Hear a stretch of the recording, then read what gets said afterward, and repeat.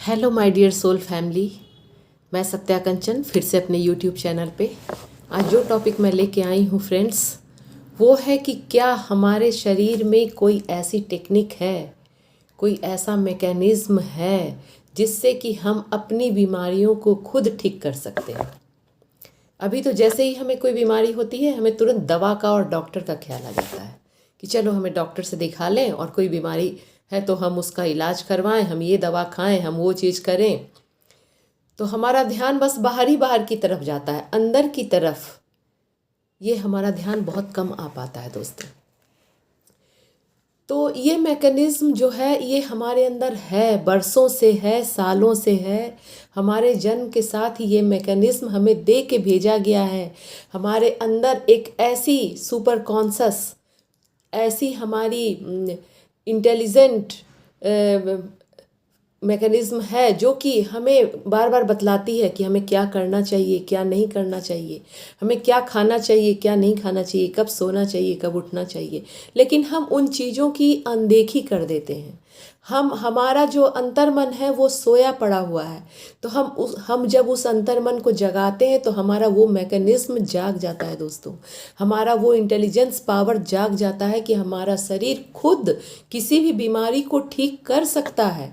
हमें ना कोई टैबलेट की ज़रूरत है, ना किसी इंजेक्शन की, ना कुछ की। बस वो विश्वास, वो देखिए, एक जो डिस्पेंजा एक 23 इयर्स के नौजवान लड़के थे, और जब वो एक ख़ास तरह की साइकिल से कहीं जा रहे थे तो वो रोड पे लुढ़क गए और बहुत ज़ोर से उन्हें चोट लगी। वो बहुत दूर तक लुढ़क गए और उनके वर्टिब्रा की यानी रीढ़ की हड्डी की 8 जो वर्टिब्रा है वो खिसक गई, डैमेज हो गई।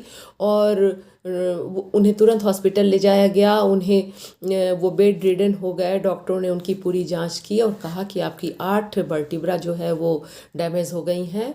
ये इनमें ऐसी खराबी आ गई है कि आप पूरी उम्र दवा लेने पे भी आप बेड पे ही रहेंगे। आप कभी उठ नहीं सकते हैं, कभी चल नहीं सकते हैं, कभी आप कुछ कर नहीं सकते हैं। बस जिंदा रह लें, यही बहुत बड़ी चीज़ है। जो डिस्पेंजा काफ़ी दिनों तक बेड पे लेटे रहे, उनका नौजवान लड़के थे वो, उनका मन छटपटाता रहा बाहर जाने के लिए। और लेटे लेटे ही जैसे उनके मन के अंदर के इंटेलिजेंस ने उन्हें कहना शुरू किया कि तुम ठीक हो सकते हो, तब उन्होंने सोचना शुरू किया कि जब हम माँ के पेट में आए थे तो हमारी वर्टिब्रा तो थी ही नहीं, हम 1 या 2 सेल के रूप में आए थे। और उस समय हमारी पूरी वर्टिब्रा प्रकृति ने बनाई, यूनिवर्स ने बनाई, एक ऐसा मैकेनिज्म जो हमारे पूरे बॉडी का निर्माण कर पाया। तो हम अभी क्यों नहीं कर सकते हैं? तो इस सोच ने उनकी ज़िंदगी बदल दी। अब उन्होंने क्या किया, उन्होंने लेटे लेटे ये सोचने लगे कि कैसे मैं ठीक होऊंगा।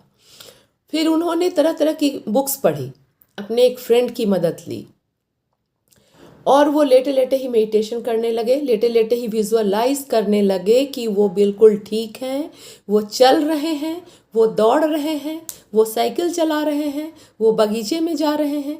इस तरह का विजुअलाइजेशन उन्होंने देखना शुरू किया अपने अंतर्मन की आँखों से। और जब वो बार बार देखने लगे, रोज़ रोज़ देखने लगे, तो जैसे उनके अंदर एक चमत्कार होने लगा। धीरे धीरे उनकी वर्टिब्रा जो है वो धीरे धीरे ठीक होने लगी। उनका पेन जो है वो धीरे धीरे कम होने लगा। उन्होंने खुशी की बातों पे अपने ध्यान को किया। उन्होंने दुख की तरफ, अपने पेन की तरफ से अपनी ध्यान को हटाकर अपने खुशी की चीज़ों पे ध्यान को अट्रैक्ट किया और विजुअलाइज करने लगे। बार बार यही सोचने लगे कि वो ठीक हैं, और वो बार बार थैंक यू करने लगे यूनिवर्स का, बार बार ग्रेटिट्यूड करने लगे, आभार मानने लगे कि मैं बिल्कुल ठीक हूँ, मैं चल सकता हूँ, मैं दौड़ सकता हूँ, मैं बगीचे में चल रहा हूँ। इस तरह से करते करते 12 सप्ताह होते होते दोस्तों वो इतने सक्षम हो गए कि हॉस्पिटल के बेड से खुद उठ करके वो बाहर आए, खुले में अपने घर तक गए। और उन्होंने डिसाइड कर लिया कि अब वो हॉस्पिटल नहीं जाएंगे। डॉक्टर भी देखकर हैरान रह गई इन बातों को। इसी तरह से नॉर्मन कज़िन भी थे। नॉर्मन कज़िन को 36 टैबलेट एक दिन में लेनी पड़ती थी, और उस 36 टैबलेट के बल पे के बाद भी उन्हें वो रिकवरी नहीं मिल रही थी, दर्द से मुक्ति नहीं मिल रही थी। उनके पूरे बॉडी में भयंकर दर्द था। कि वो बर्दाश्त नहीं कर पा रहे थे। वो रो रहे थे, छटपटा रहे थे, डॉक्टर से बार बार बोल रहे थे कि आखिर मुझे हुआ क्या है कि मुझे इतने टेबलेट्स लेने के बाद भी, इतनी दवाइयाँ, इतने परहेज़, इतना ट्रीटमेंट के बाद भी, बेस्ट इलाज करवाने के बाद भी मैं ठीक नहीं हो पा रहा हूँ, आखिर क्या हो रहा है मेरे अंदर। तो डॉक्टर ने उन्हें कहा कि उनके अंदर जो है हैप्पी हार्मोन्स नहीं बन रहे हैं, एंडोर्फिन नहीं बन रहा है। तब उन्होंने लाफिंग थेरेपी लेना शुरू किया। वो दिन रात हंसने लगे, कॉमेडी सीरियल्स, कॉमेडी फिल्में, अपने फ्रेंड्स की मदद से पेड़ों को हक करना, प्रकृति में जाना, इस तरह की चीज़ें वो करने लगे और धीरे धीरे वो भी ठीक हो गए। इस तरह से कई उदाहरण हमारे सामने हैं जिन्होंने अपने अपने अंदर की पावर को जगा के, अपनी शक्ति को जगा कर, याद रखिए वही इंटेलिजेंस पावर जो धरती घूम रही है, जो आकाश ऊपर है, जो नीचे धरती है, जो सूर्य के चारों ओर धरती घूम रही है, ये कौन चला रहा है? वही पावर हमारे अंदर भी चला रही है। वही पावर, वही मैकेनिज्म हमारे अंदर भी है जो स्वचालित है, ऑटोमेटिक है, इंटेलिजेंट है, फुल कंप्यूटराइज्ड है अगर आप उसको अच्छी एनर्जी देते हैं। लेकिन अभी हमारे अंदर लाइफ स्टाइल और हमारे सोच विचार और हमारे कमज़ोर मन के कारण, कमज़ोर दिल के कारण ये शक्ति सो गई है। तो ऐसी कौन सी बातें करें जिनसे कि ये शक्ति फिर से जागृत हो जाए। देखिए, अगर छोटी सी चोट लगती है, कट फट हो जाता है, तो हमारा शरीर खुद उसे ठीक कर लेता है। हम देखते हैं ना कि हमारा कट गया, परसों मेरा थोड़ा खाना बनाते वक्त ऐसे थोड़ा जल गया था, 3 दिन होते होते वो कुछ बिल्कुल ठीक हो गया। शुरू में मैंने उसे हल्का सा ऑयल लगा दिया, वहीं पे घी था, घी लगा दिया, तो इस तरह से हल्दी लगा दी, या नहीं भी लगाया तो भी ठीक हो जाएगा। लेकिन ऐसा नहीं कि टैबलेट लेना पड़ा उसके लिए या इंजेक्शन लेना पड़ा, वो तो खुद ठीक हो गई था। जब छोटी सी चोट या कट फट या जलन ठीक हो सकती है, तो ये बड़ी चीज़ भी ठीक हो सकती है। विश्वास जगाना है हमारे अंदर। तो सबसे पहला जो हम अब बात करेंगे कि कौन सी चीज़ से हम अपने अंदर के विश्वास को डेवलप कर सकते हैं, जिससे हमारे अंदर की शक्ति जागृत हो जाए और हम अपनी बीमारियों को खुद ठीक कर लें, हमें डॉक्टर के पास ना जाना पड़े, हमें टैबलेट्स ना खाना पड़े। इसमें सबसे बड़ा चीज़ है विश्वास, अपने ऊपर विश्वास कि हाँ, मेरा ठीक हो सकता है। जब हम विश्वास करते हैं तो हमारा माइंड जो है एक जीरो स्टेट में जाता है। हम आंखें बंद कर थोड़ी देर अब उसको विजुअलाइज करते हैं कि मैं ठीक हो रही हूँ, मैं बिल्कुल शक्तिशाली हूँ। मेरा अगर घुटने का प्रॉब्लम है तो हम घुटने को देखते हैं बार बार और देखते हैं कि घुटना मेरा एकदम ठीक है, मैं खोल रही हूँ घुटने को, मोड़ रही हूँ, मैं बैठ रही हूँ, उठ रही हूँ, घुटने के जितने काम है मैं कर रही हूँ, मैं सीढ़ियाँ उतर रही हूँ। इस तरह से बार बार विजुअलाइज करेंगे और घुटने को थैंक यू बोलेंगे। फिर देखिए आपका विश्वास क्या चमत्कार करता है, और वही केमिकल हमारे सबकॉन्शस के शक्ति से वही केमिकल निकलने लगता है जो उसे हील कर सकता है। दूसरा है हमारे तनाव को कम करना। आज की रोज़मर्रा की ज़िंदगी में जो इतने तनाव हो गए हैं, जो टेंशन हो गया है, उस टेंशन के कारण हमारे खतरनाक वाले हार्मोन रिलीज़ होते हैं, जैसे कॉर्टिसोल है या और भी कोई खतरनाक केमिकल है, वो रिलीज़ होने लगते हैं, ना कि हमारा सेरोटोनिन, डोपामाइन, एंडोर्फिन और ऑक्सीटोसिन रिलीज़ होने के। तो अगर हम प्यार की एनर्जी में रहें, हम हार्मोनी के एनर्जी में रहें, अपने तनाव को हटा दें, नकारात्मक कहानियाँ जो हम बनाते रहते हैं, ऐसे उसने बोला होगा तो मेरे अंदर ये, मुझे ऐसा लगा, अरे वो ऐसे नहीं बोलता तो कितना कैसा होता, उसने ऐसा काम नहीं होता तो क्या होता, मैं ये कर लेता तो अच्छा रहता। इस तरह का जो टेंशन दिन भर चलता रहता है दिमाग में, उससे भी हमारी शक्ति सो जाती है। तो इस टेंशन को अगर हम हटा करके और हम कुछ अच्छी बातें सुने या सोचें तो ये बहुत ही अच्छा रहता है फ्रेंड्स। ये जब हट जाती है तो फिर हमारे अंदर का कॉन्फिडेंस जाग जाता है। तीसरा है हमारा फॉरगिवनेस। हम 20 साल से 10 साल से उसी नाराज़गी को, उसी परेशानी को, उसी को पकड़े रहते हैं कि अरे उसने मुझे धोखा दिया था, उसने मुझे ये 10 साल पहले ये बात बोली थी, उसने मुझे मेरी इंसल्ट की थी, मेरा अपमान किया था, मुझे इस तरह की बातें बोली थी। ये लड़ाई की, चुभन की, घुटन की, जलन की भावना जो हमारे अंदर दबी पड़ी हुई है, ये हम दूसरे को तो कम नुकसान कर रही है दोस्तों, दूसरों को तो बस 5% या 10% ही नुकसान कर रही है हमारी भावना, लेकिन हमें ही ये जला रही है, हमारे अंदर के खून को गर्म कर रही है, हमारे अंदर ये जो हैप्पी हार्मोन है उसको बनने नहीं दे रही है। हमारे अंदर एक सड़न पैदा हो जाती है इन भावनाओं को जब बार बार हम पकड़े रहते हैं, और जब वो सड़न पैदा होती है तो हमारे ऑर्गन में भी सड़न होने लगती है, हमारे सेल्स में सड़न होने लगती है, क्योंकि सेल्स उन्हीं भावनाओं को पकड़ करके वो जलन पैदा कर रहा है, वो घुटन पैदा कर रहा है, तो बीमारियां तो आएंगी ही। फिर कैसे ठीक होंगी वो हमारे केवल एक भावना से? हमें बार बार फॉरगिवनेस करना पड़ेगा, हमें क्षमा करना पड़ेगा दूसरों को, हमें थैंक यू बोलना पड़ेगा दूसरों को। जब हम क्षमा करते हैं तो हम अपने आप उन्हें भी फ्री कर देते हैं और अपने आप को भी फ्री करते हैं। जब हम अपने आप को फ्री करते हैं तो हमारे सेल्स भी फ्री होते हैं, वो मुस्कुराने लगते हैं, वो खुश होते हैं, फिर वो ग्रो करने लगते हैं, शाइन करने लगते हैं, और फिर वो हमारे अंदर की सोई ताकतों को जगा के हमारी बीमारियों को हील करने लगते हैं दोस्तों। तो फॉरगिवनेस को अपनाइए, उन्हें भी फ्री कीजिए जिनके प्रति आपके मन में बुरी भावना है, और उससे ज़्यादा अपने आप को फ्री कीजिए। आप देखिए कि आप हल्कापन महसूस करेंगे और बहुत ही अच्छा लगेगा आपको। तीसरा है उपवास। उपवास क्या है? फास्टिंग जब हम करते हैं तो हमारा सारा ऐसे मैकेनिज्म जो है, हमारी जितनी शक्ति है शरीर की, वो हमारे खाने को पचाने में ही लगी रहती है। सुबह हमने ये खाया, दोपहर हमने ये खाया, शाम को फिर नाश्ता चाहिए, रात को ये चाहिए, पार्टी में गए तो 3 टाइम 4 टाइम 5 टाइम हम थोड़े थोड़े कुछ खाते ही रहते हैं। कभी मीठा हो रहा है, कभी नमकीन हो रहा है। एक तो ऐसे ही मीठा, नमकीन, चाय, कॉफ़ी, ये वो मिल करके हमारे पेट का हालत ख़राब हो जाता है। दूसरा क्या होता है कि हमारे शरीर का सारा पावर, शक्ति बस खाने को पचाने में ही लगा हुआ है। बस खाने पचा रहा है और खाना खा रहे हैं, खाना पच रहा है और खाना खा रहे हैं। खाने में भी सड़न पैदा हो रही है ना। हमारा मल निष्कासन भी ठीक से नहीं हो रहा, हमें कब्ज की समस्या आ रही है।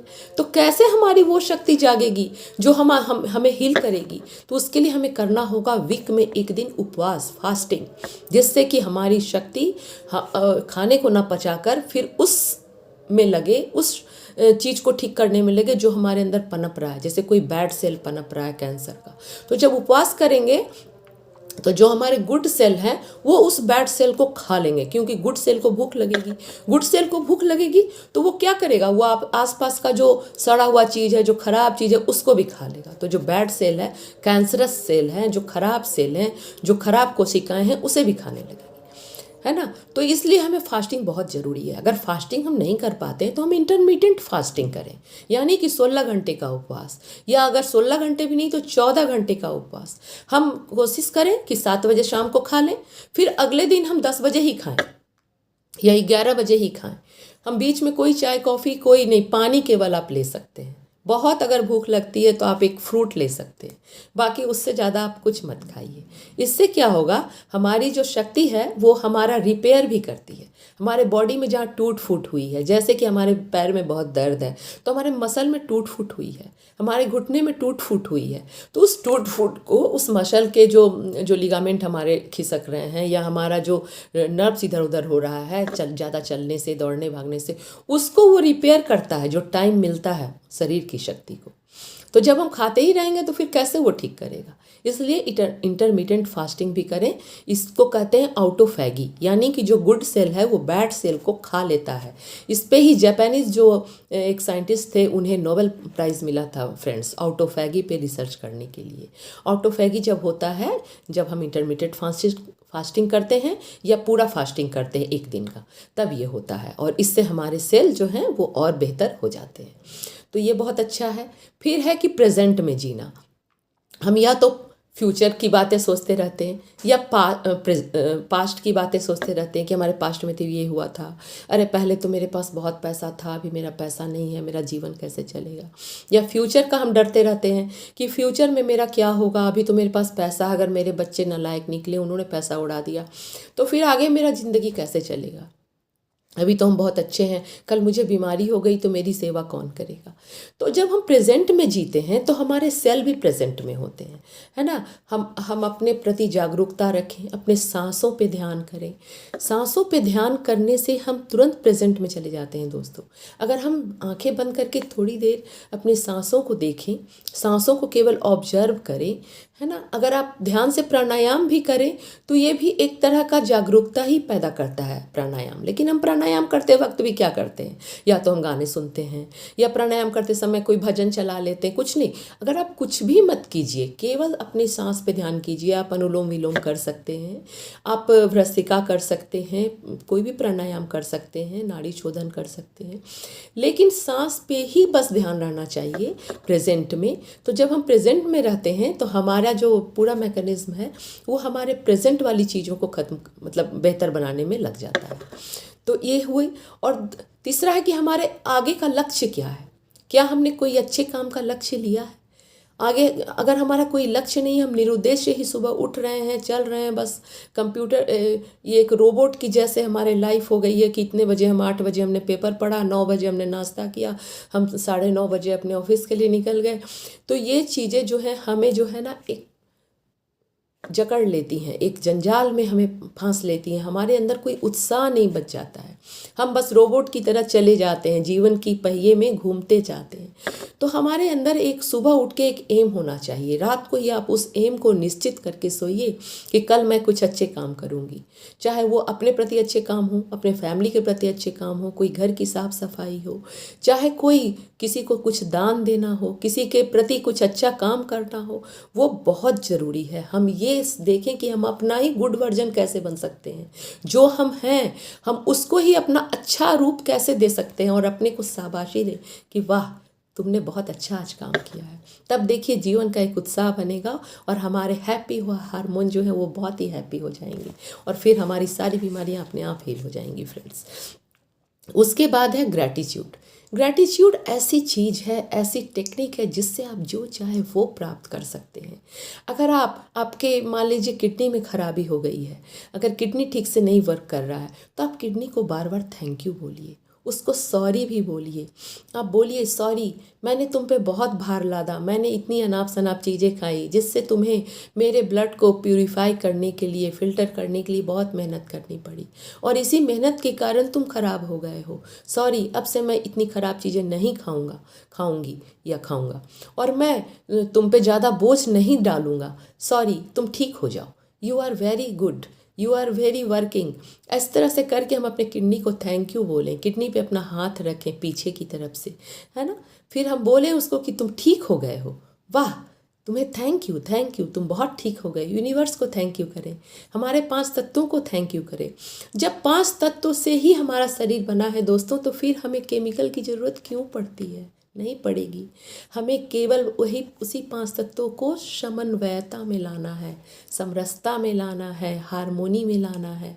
तो उसके लिए और क्या करें, और हम धरती माता से अपना कांटेक्ट बनाएं, हम आकाश से अपना कांटेक्ट बनाएं। हम दिन भर तो बस 4 दीवारी में ही घिरे रहते हैं, चाहे हमारी ऑफिस की 4 दीवारी हो, हमारे घर की 4 दीवारी हो, या फिर हमारे कार की 4 दीवारी हो, है ना। हम पैदल कहाँ चलते हैं, कार पे ही चलते हैं, है ना। तो जब आप पैदल चलते हैं, आप कोशिश करें कि किसी घास के मैदान में जाएं, किसी खाली ज़मीन पे जाएं, और बिना जूतों के चलें। मोजे आप पहन सकते हैं लेकिन बिना जूतों के चले। धरती माता हमारे सारे नकारात्मक चीज़ों को ग्रहण कर लेती है। इन चीज़ों को हमें सिखाया नहीं गया है, लेकिन ये 16 आने सच है दोस्तों।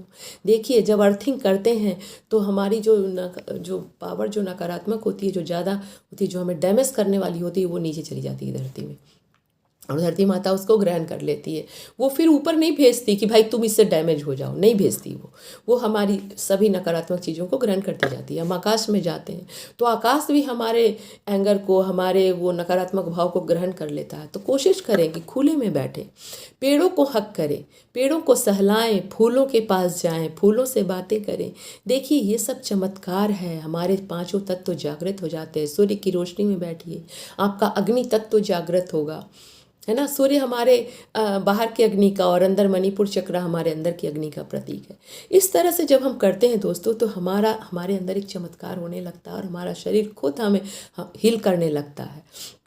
उसके बाद हम अपने गलत खान पान, सोना जागना को त्याग दें।